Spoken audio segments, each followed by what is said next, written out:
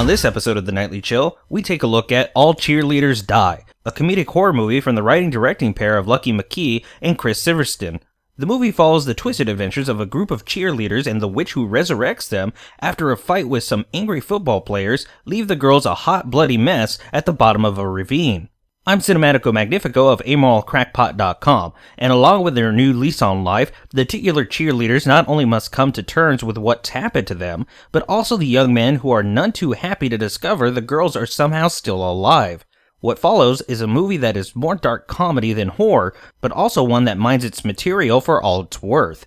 The plot of the movie speeds along at a swift pace, but never at the sacrifice of a surprisingly deep story about one girl's quest for revenge going horribly wrong. And the performances by its largely female ensemble cast is spot on, though the boys do struggle to keep up with the ladies when it comes to snappy and biting dialogue.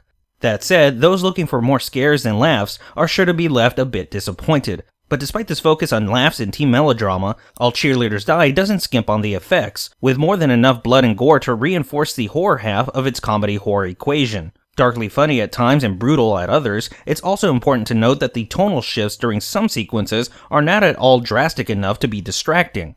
But there is a drastic and unforgivable fault that derails what is otherwise a fun, engaging movie, and it's how it purposely sets itself up for a sequel.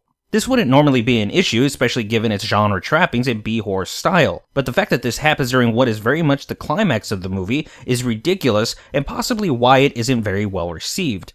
The way Cheerleaders Die gets so much right for the vast majority of its runtime, only to fall flat on its face in what irresponsibly proved to be its final moments, is a shame. Even if the filmmakers were truly planning on releasing this promised second part, it doesn't at all change the fact that they robbed their audience of a proper conclusion in the meanwhile. And with the project not appearing on either McKee or Silverstein's respective IMDb page as of the time of this review, I sincerely doubt we'll be seeing it anytime soon, if at all. That all said, while the movie is a lot of fun right up until it happily derails itself, it's hard to recommend All Cheerleaders Die on principle alone.